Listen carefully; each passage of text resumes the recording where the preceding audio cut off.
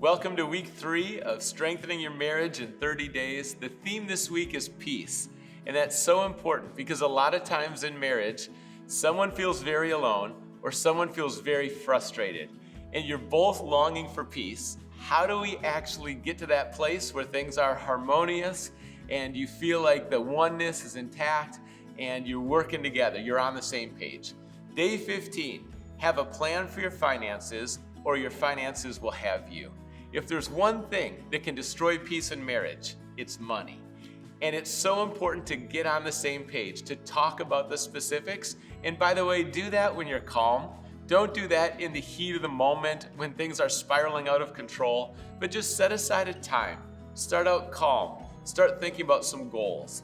And here's a few pieces that I want to point out. There's a great resource, Financial Peace, and you might want to check that out. You can go through that course. But let me summarize a few different components. First of all, it's great to have a general guideline.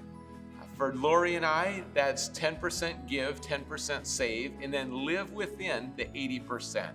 Now, we desire to give more, and we've been able to overall, but that gave us a framework, the 80, 10, and 10. Here's another thing that's very helpful and very practical. Set a budget. That's right, set a budget, write it down. I remember the feeling of Laurie and I going through a store and then practically arm wrestling over whether we should buy it or can afford it or going back and forth. And what we didn't have is any context of how this fits into our budget, if we can afford it or not, and where we want to prioritize monthly in terms of what we're investing in. So set a budget, write it down. That's a great exercise to go through together. And by the way, in marriage, a lot of time, one person is more of a spender and one's more of a saver. Now, fortunately, Laurie and I are pretty close on this one, but I'll admit I'm more of a saver. I'm the one who will go to the discount grocery stores and, coupons are helpful. Maybe there's deals, certain times of year you buy more things. And then on the spending side, going with the spending, also that person's a lot of times more generous. And Laurie's helped me to grow in that way of thinking, how can we give more? And so realize that tension is good, spending and saving or generous and saving. That's a good tension to think through.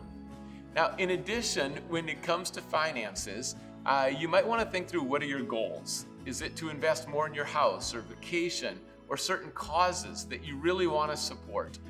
Overall, it's a privilege to have money. Money is not evil. It's the love of money that gets us into trouble. But we can use our money in amazing ways.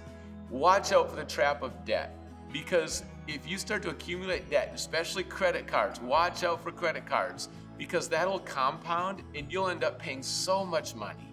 So I encourage you to get out of debt. And then on the flip side, if you start to save money early, even towards retirement, if you put a little bit away early, that interest starts to compound for you. Those are some different quick tips with finances, but the main thing is to enter in and to talk calmly. Set a budget, set up some frameworks, decide on some goals, prioritize, and then realize that your different wiring, it's actually going to benefit you in the long run. When your finances, when there's peace there, it just takes so much pressure off the marriage. You might also want to talk about who's going to work and how many hours, and also if there's any supplemental income. It's good to have financial goals, and overall, when you manage your money well, your money doesn't crush you, but you can use it to help many people. And that's the purpose of the money. So enjoy the time together, get specific, set a budget. Let's see how it goes.